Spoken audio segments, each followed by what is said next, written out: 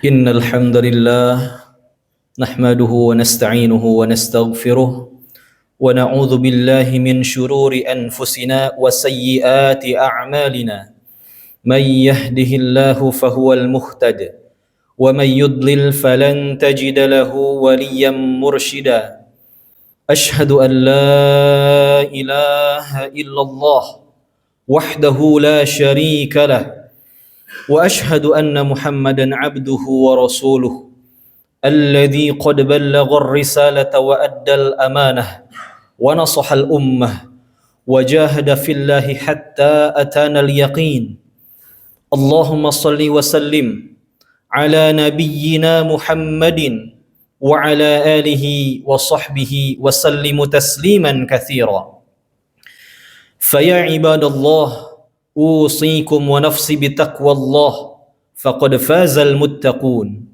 كما قال الله تعالى في كتابه العزيز أعوذ بالله من الشيطان الرجيم يا أيها الذين آمنوا اتقوا الله حق تقاته ولا تموتن إلا وأنتم مسلمون ثم قال الله تعالى في آية الأخرى يا أيها الناس اتقوا ربكم الذي خلقكم من نفس واحدة وخلق منها زوجها وبث منهما رجالا كثيرا ونساء واتقوا الله الذي تساءلون به والأرحام إن الله كان عليكم رقيبا وقال أيضا يا أيها الذين آمنوا اتقوا الله وقولوا قولا سديدا يصلح لكم أعمالكم ويغفر لكم ذنوبكم ومن يطع الله ورسوله فقد فاز فوزا عظيما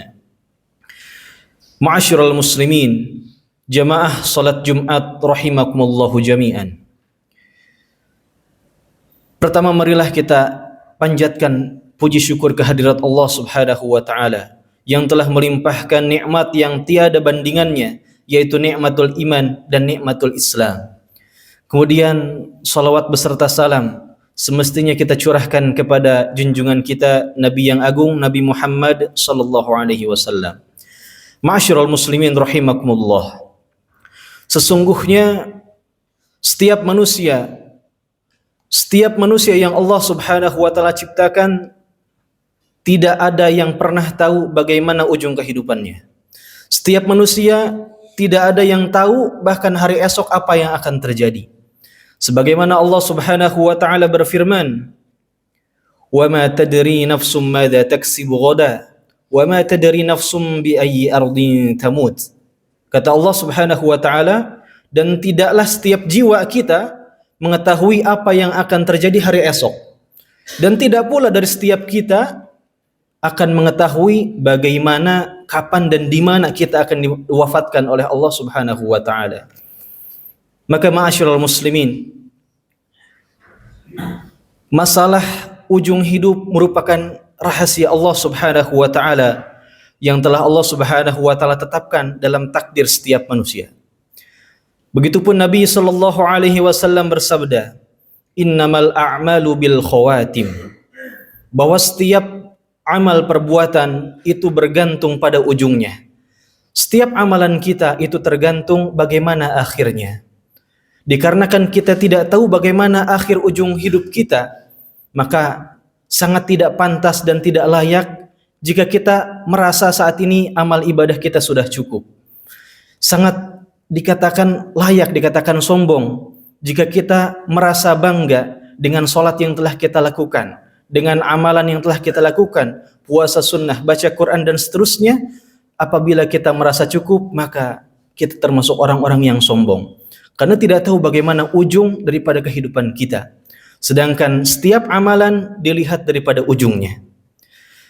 Kemudian ma'asyiral muslimin, dari hadis lain Nabi sallallahu alaihi wasallam menyampaikan, "Inna ahadakum la ya'malu bi amali ahlil jannah hatta ma yakunu bainahu wa bainaha illa dhira' fayasbiqu alaihi alkitab wa ya'malu bi amali ahlin nar fayadkhulaha." Kata Nabi sallallahu alaihi wasallam, sesungguhnya ada di antara kita, salah seorang di antara kita yang sangat gemar, sangat rajin, sangat semangat dalam melaksanakan ibadah-ibadah ahli surga. Sehingga dalam pandangan manusia dikatakan, orang itu terlihat pasti akan masuk surga. Fayasbiqu alaihil kitab. Namun Allah Subhanahu wa taala memiliki catatan dari setiap takdir kita, bagaimana ujung hidup kita Allah sudah tahu. Wa ya'malu bi amali ahlin nar fayadkhulaha. Bahkan jarak orang itu dengan surga hanya tinggal satu hasta saja. Dia akan masuk surga. Namun takdir Allah menyatakan orang itu akan masuk neraka. Dan tentu itu dibuktikan dengan perbuatannya. Ternyata orang itu melaksanakan amalan-amalan ahli neraka di ujung hidupnya sampai akhirnya dia masuk ke dalam neraka jahanam. Maka masyaallah muslimin, hadis-hadis tersebut, ayat-ayat tersebut itu menjadi pengingat, bahkan itu membuat gentar para sahabat Nabi yang agung sallallahu alaihi wasallam. Maka masyaallah muslimin, janganlah pernah kita merasa bangga dengan segala amalan yang telah kita lakukan. Terlebih kita merasa cukup dengan segala amal soleh yang telah kita perbuat. Sebab segala sesuatu itu tergantung bagaimana nanti akhir hidup kita. Apakah husnul khotimah ataukah su'ul khotimah. Bukan berarti Allah sudah menetapkan setiap kita akan masuk surga dan neraka. Namun Allah Subhanahu wa taala sudah tahu bagaimana ketika kita diciptakan, kita dilahirkan ke dunia, Allah sudah tahu kita akan berbuat seperti apa sampai ujung akhir hidup kita. Sehingga Allah sudah menetapkan takdir kita di mana letaknya nanti di ujung akhir hayat kita. Ma'asyiral muslimin rahimakumullahu jami'an. Dalam sebuah hadis Nabi SAW memotivasi kita agar kita semua terhindar dari su'ul khotimah, agar kita tidak termasuk orang-orang yang memiliki ujung hidup yang sangat buruk. Kita mati dalam keadaan hina. Nabi SAW bersabda, "Sona'iul ma'ruf taqi masari as-su." Bahwasanya segala perbuatan baik, segala amalan-amalan baik, taqi masari as-su, itu dapat menutupi segala keburukan-keburukan yang akan menghinggapi kita, baik di dunia maupun di akhirat. Apa yang dimaksud masari as-su? Maka para ulama menjelaskan, masari as-su adalah keburukan-keburukan yang menghinggapi di akhir hidup kita, yaitu berupa su'ul khotimah. Su'ul khotimah merupakan sebuah kondisi yang sangat kita khawatirkan. Entah itu orang soleh maupun orang yang selalu melaksanakan kemaksiatan. Maka para ulama membagi su'ul khotimah terhadap dua bagian, ma'asyiral muslimin. Pertama, orang yang su'ul khotimah secara hakikat. Memang dia meninggal dalam keadaan maksiat. Wal'iyadzubillah. Mudah-mudahan kita dijauhkan dari kondisi seperti itu.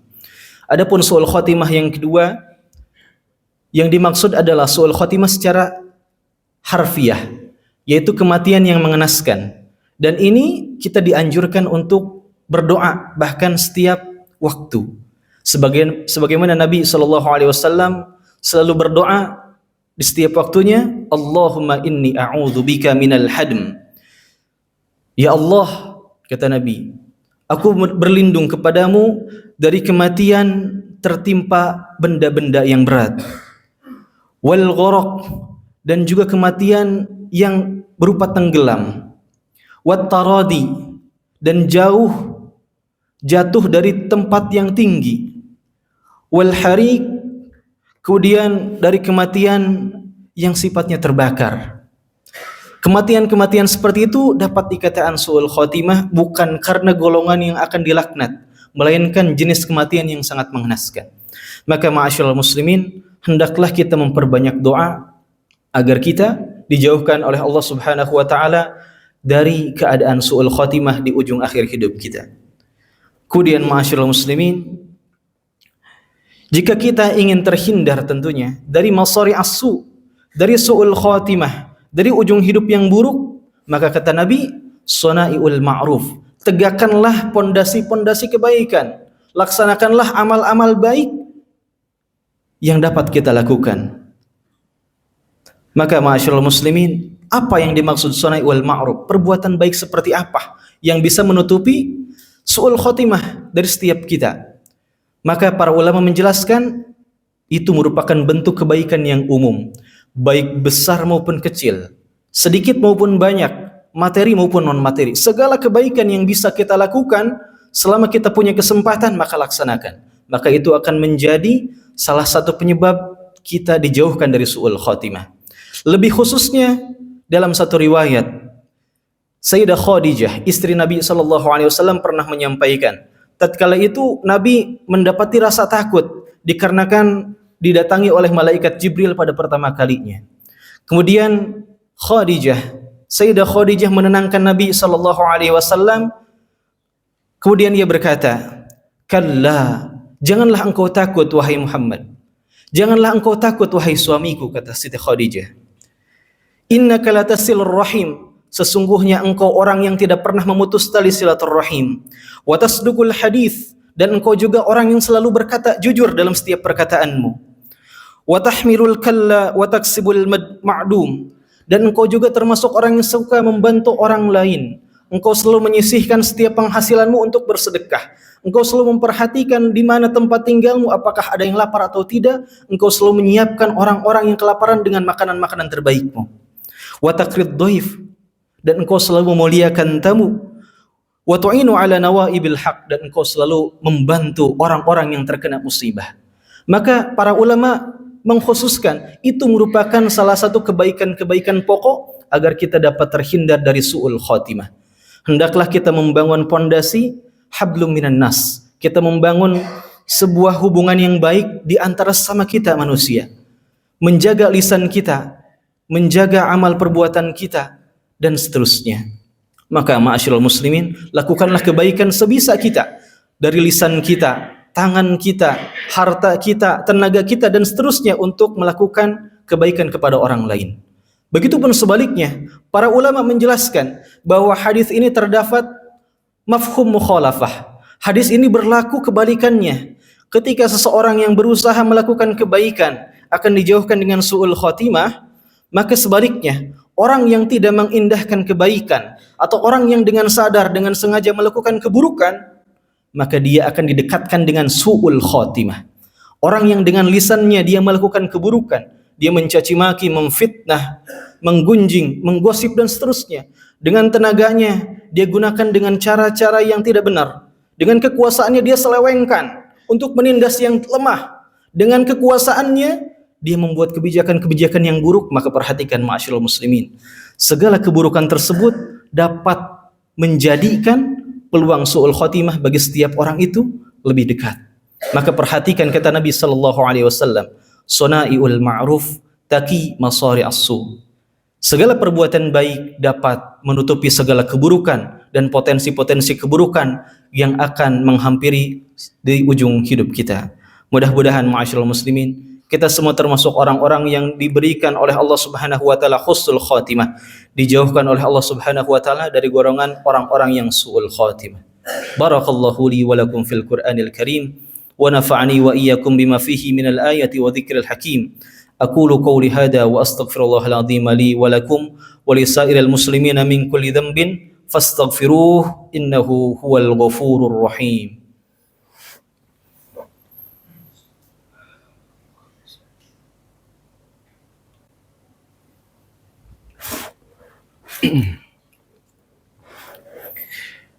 Alhamdulillahilladzi hadana li hadza wa ma kunna linahtadiya laula an hadana Allah.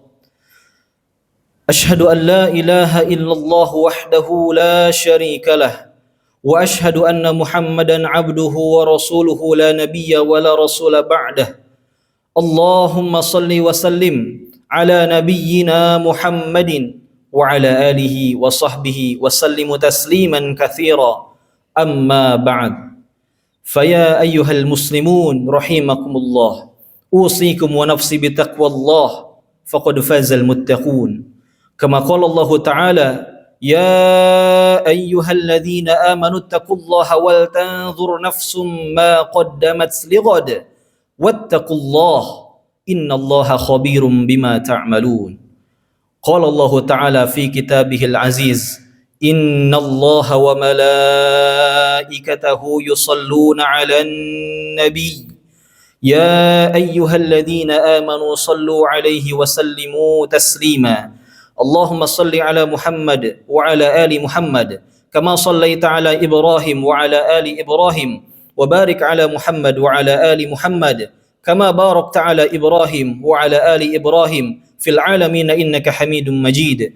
اللهم ارض عن الخلفاء الراشدين أبو بكر وعمر وعثمان وعلي وعن بقية الصحابة والقرابة والتابعين وتابع التابعين لهم بإحسان إلى يوم الدين وارض عنا معهم برحمتك يا أرحم الراحمين اللهم اغفر للمسلمين والمسلمات والمؤمنين والمؤمنات الأحياء منهم والأموات إنك سميع قريب مجيب الدعوات ويا قاضي الحاجات اللهم إنا نسألك حسن الخاتمة ونعوذ بك من شر العاقبة وسوء الخاتمة اللهم آت نفوسنا تقواها وزكيها أنت خير من زكاها أنت وليها ومولاها ربنا هب لنا من أزواجنا وذرياتنا قرة أعين واجعلنا للمتقين إماما ربنا آتنا في الدنيا حسنة وفي الآخرة حسنة وقنا عذاب النار عباد الله إن الله يأمر بالعدل والإحسان وإيتاء ذي القربى وينهى عن الفحشاء والمنكر والبغي